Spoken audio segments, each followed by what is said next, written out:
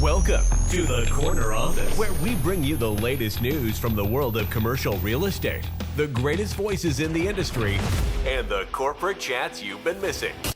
Let's get to it. Okay, we're here with Dean Wiid, who is one of the smarter people that I know. He went to DHS in Durban, where he studied engineering, then took a long sabbatical when he didn't finish it, came back, computer science. It was one of the top in his class in maths and physics and all the rest of it, unlike moi. And basically is going to come and talk to us about electricity, because we've got a number of clients, right?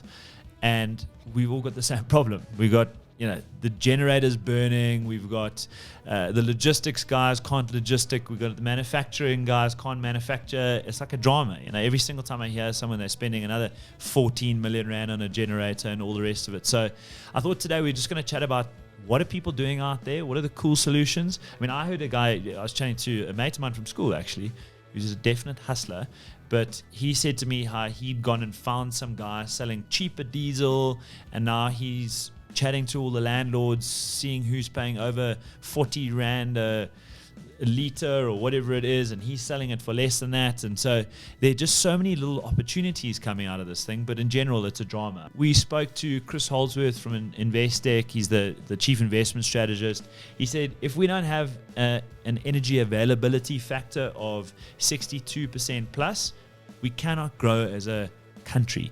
There's no GDP growth.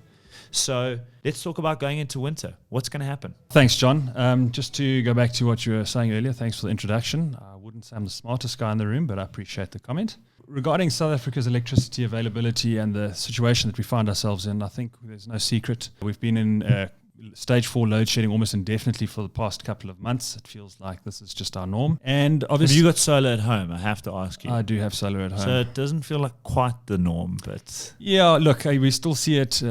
Robots. We're going to shopping centres. Yeah, traffic lights are a drama. Traffic lights, road rage. The average South African just doesn't have solar, and unfortunately, business is struggling, offices are struggling. So let's talk about some of the clients we work with, right? So bigger guys are going to own a diversified fund. They're going to have some retails, they're going to have some logistics, they're going to have some office.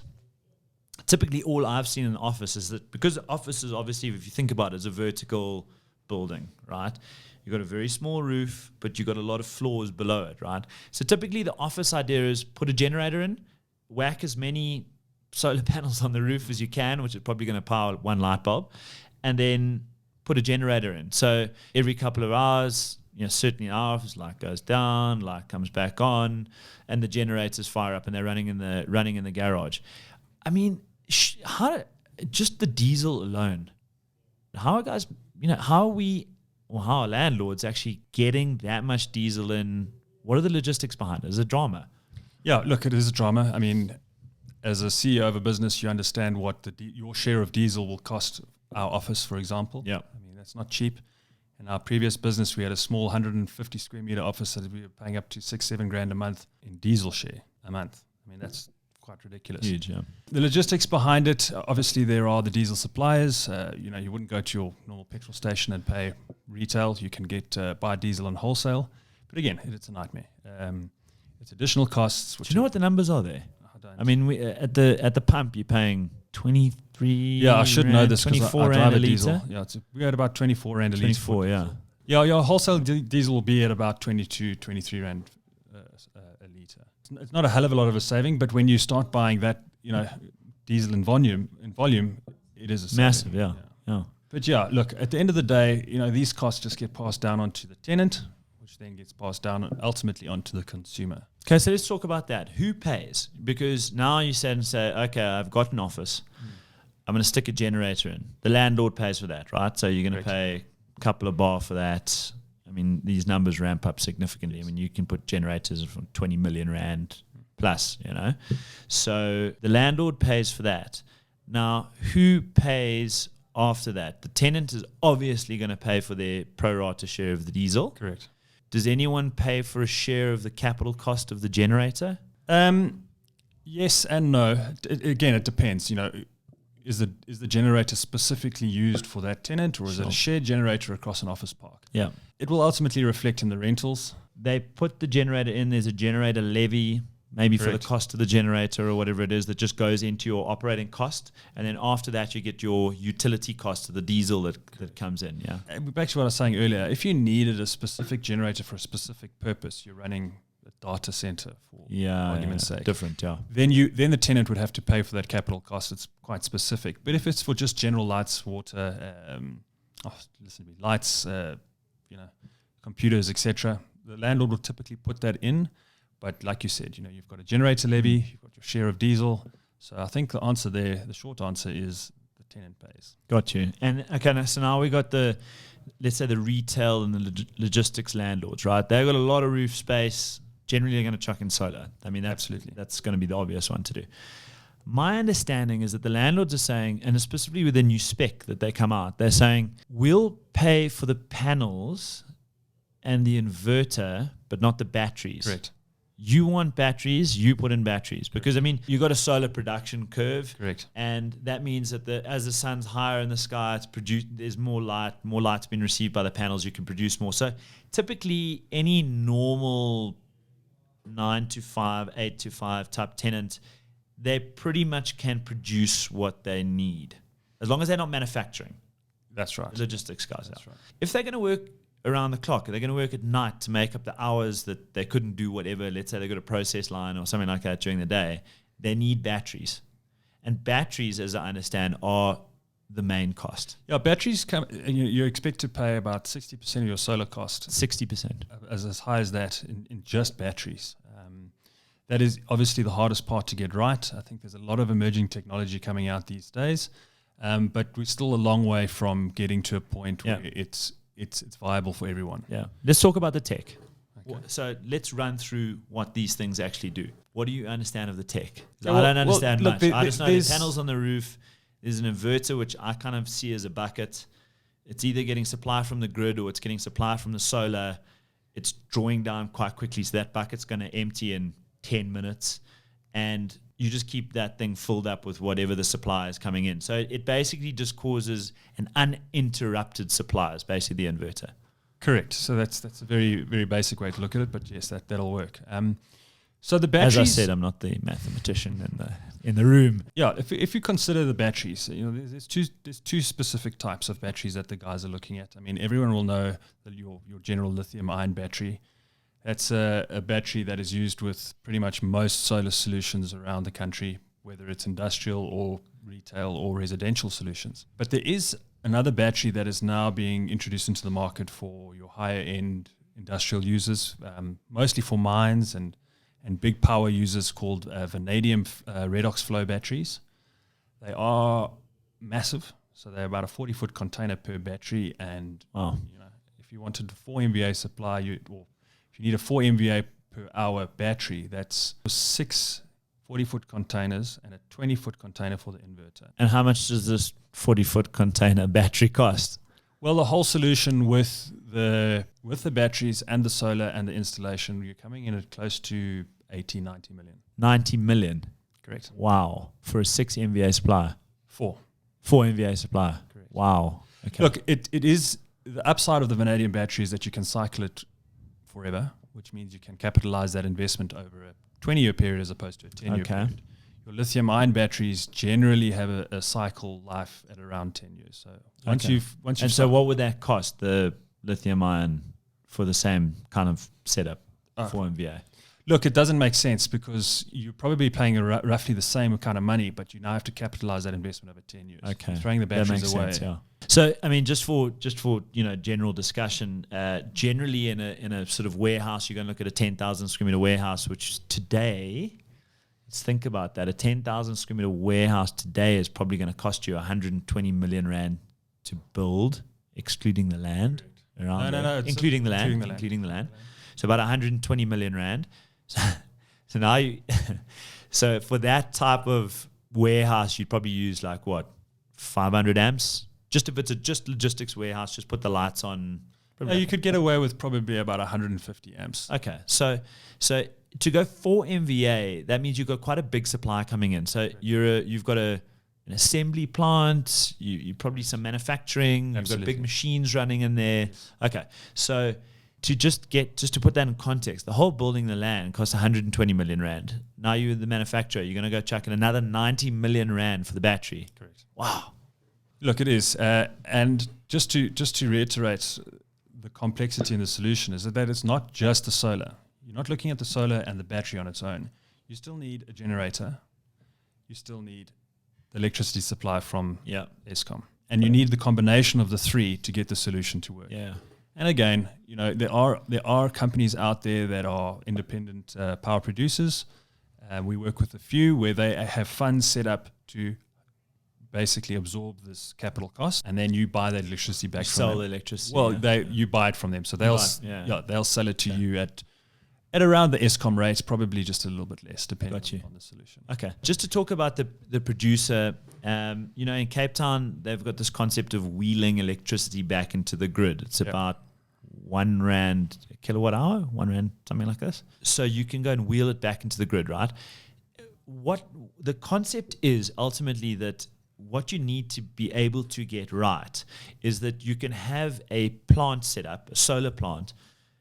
These things are vast. I mean, just the biggest one in South Africa is just a little small percentage of the biggest one in the world. Yeah. The ones in sort of China, for example, are absolutely enormous. I mean, you're talking about as far as you can see. Now, what the idea is that you could have a producer. That producer then wheels into the grid and ultimately could be selling to a customer in Tshwane, okay, but they're producing in Ekurhuleni or in the Western Cape for that matter. But we don't have those agreements right. You can't wheel through the municipality, so you can't, because there's going to be not the distribution, the grid is the transmission, right?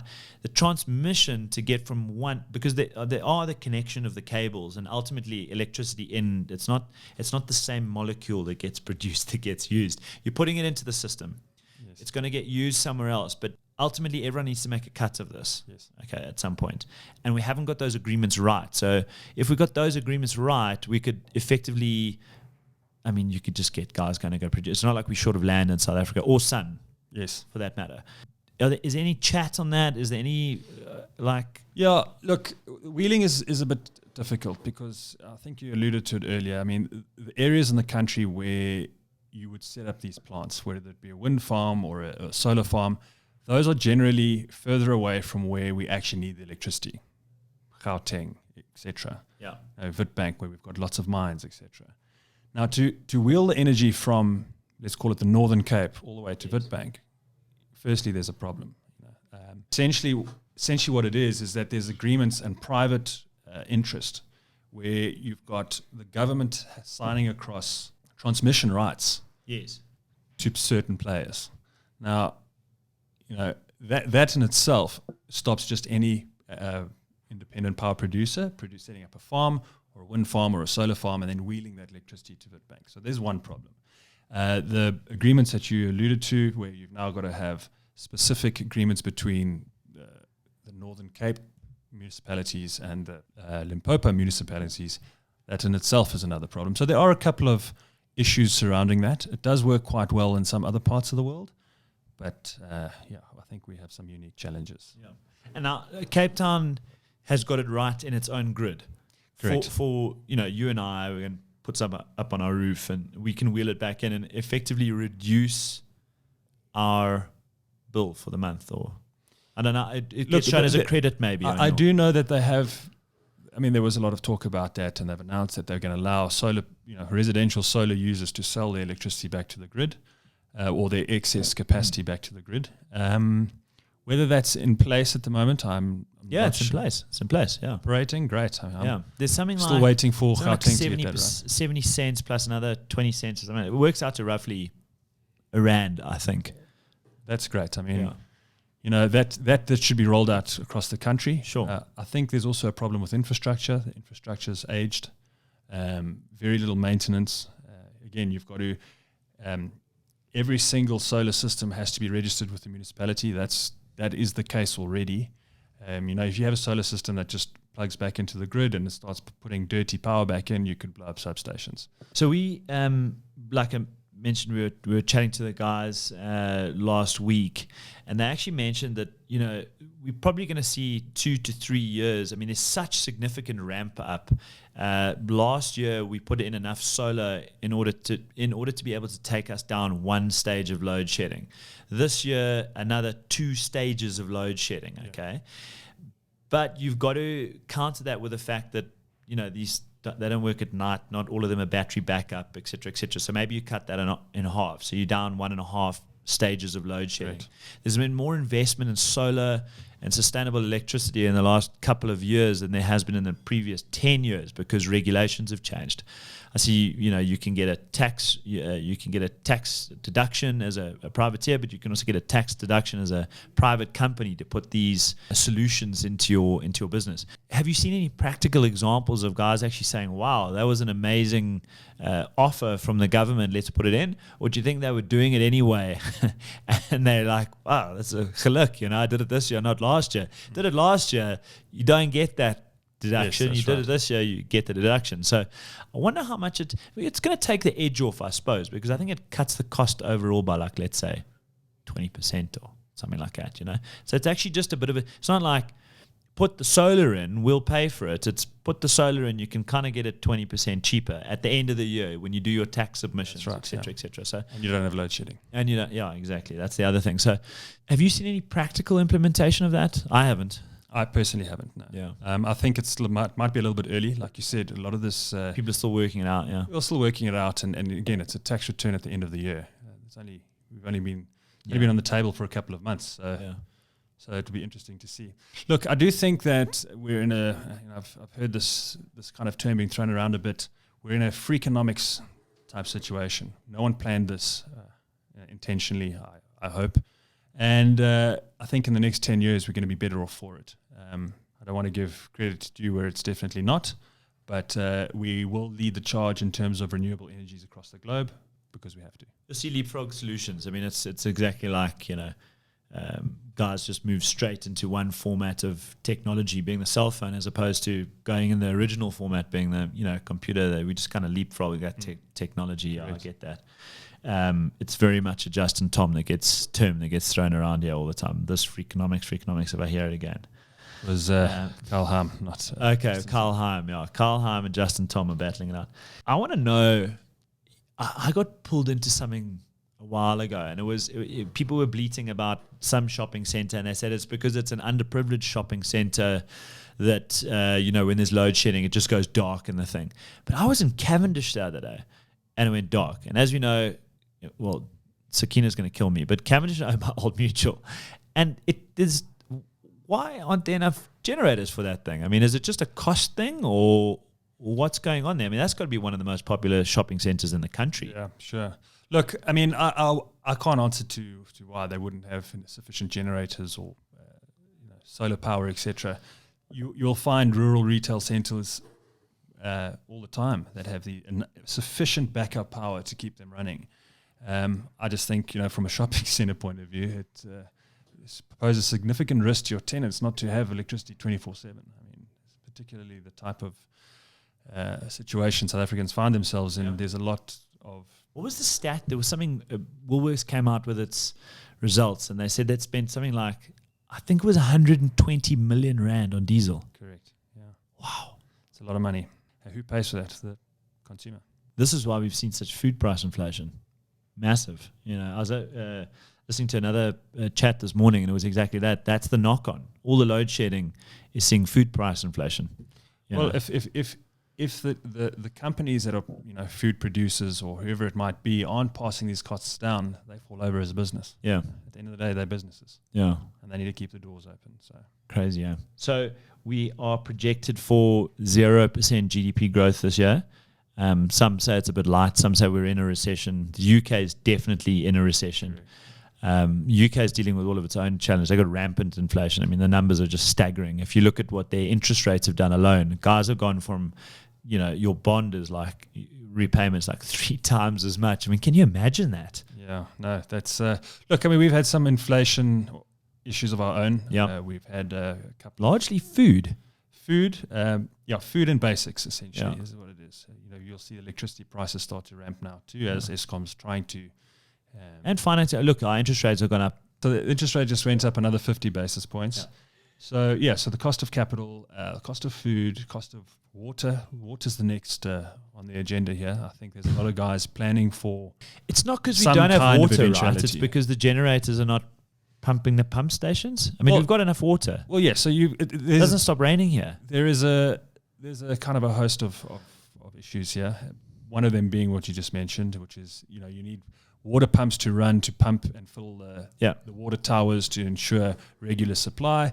You then have issues surrounding sewage stations that can't effectively clean the water over the period it needs to in order to pump it back into the situation. This is my greatest fear. I mean, I got out to Cape Town the other day.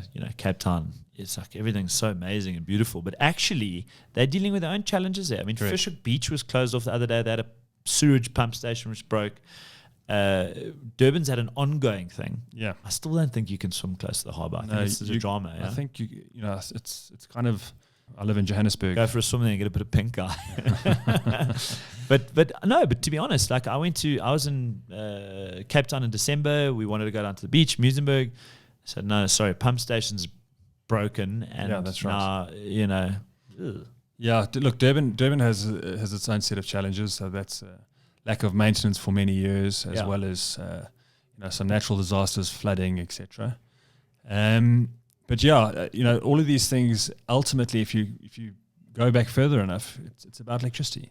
You need electricity to keep these things running effectively. Electricity makes the world go round. Dean Wiid, Great. our head mathematician at Galetti, head of mathematics. I'm not head of mathematics. We're going to do what are those? What did we used to do? Can you remember this? Like it was, you had to either get to 21, and they'd give you like 3 letters on a card, and you had to say 5 plus 5 times 3 plus 6, and you had to get to, I think it was 21. It was Wait, like, is it not blackjack, John? oh God, that wasn't standard 5. It was matric. Go in on that. He's caught me. Dean, thanks for giving us a chat on electricity, and we worked out that you can get cheaper diesel if you buy in bulk. Not that much cheaper though. It won't work for your BMW, John. Thanks, yeah.